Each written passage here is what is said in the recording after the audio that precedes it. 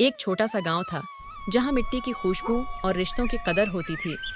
उसी गांव में मोहन नाम का लड़का अपने माँ बाप के साथ रहता था।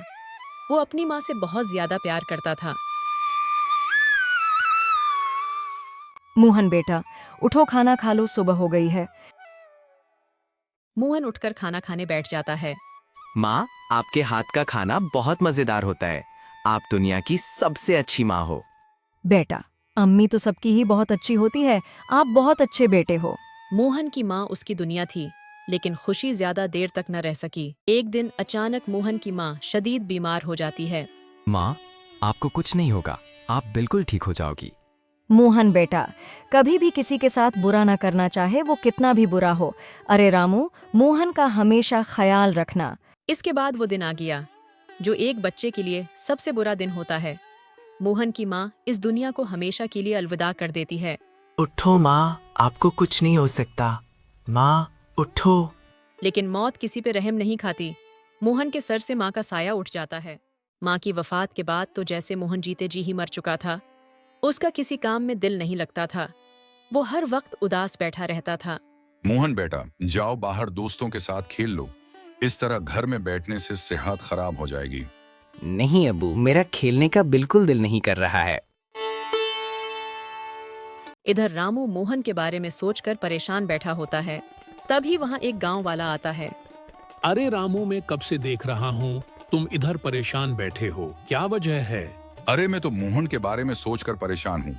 जब से उसकी माँ इस दुनिया से गई है, बिल्कुल चुप सा हो गया है। हर वक्त उदास रहता है। अरे रामू, बच्चे को माँ की जरूरत होती है, तुम दूसरी शादी कर लो।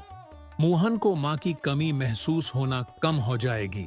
रामू को गांव वाले का मशूरा बहुत पसंद आता है। वो अपने बेटे को खुश देखना चाहता था, इसलिए वो अगले दिन जानकी नाम की औरत से दूसरी शादी कर लेता है।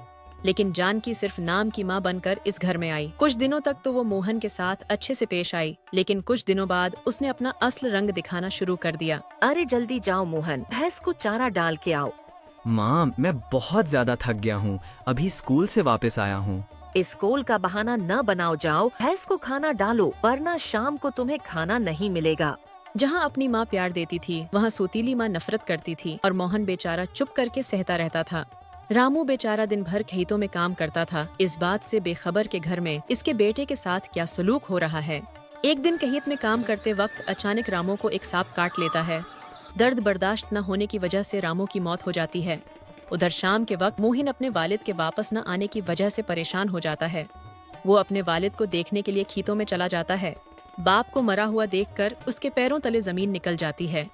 अब्बू, उठो, मुझे छोड़कर मत जाओ, मेरा आपके अलावा कोई नहीं बचा इस दुनिया में। लेकिन मौत ये नहीं देखती कि वो किसे लेकर जा रही है। माँ की वफात के बाद मोहन अपने बाप को भी खो देता है। वक्त गुजरता जाता है और सौतीली माँ का जुल्म हद से बढ़ जाता है। तेरे माँ बाप तेरा मनहूस चेहरा देखकर मर गए, अब तू मेरे गले पड़ गया है। मैं रोज रोज इस घर में तेरा मनहूस चेहरा नहीं देख सकती। आज के बाद उस घर में तुम्हारी कोई जगह नहीं है।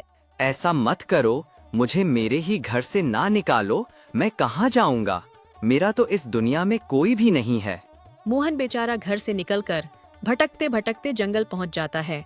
मोहन बेचारा उदास होकर बैठ जाता है। इतने घने जंगल में अब कहाँ जाऊं? मेरा तो कोई भी नहीं है। ऐ मेरे मालिक, तू ही मेरी मदद फरमा। तभी वहाँ अचानक गांव के सेठ आते हैं।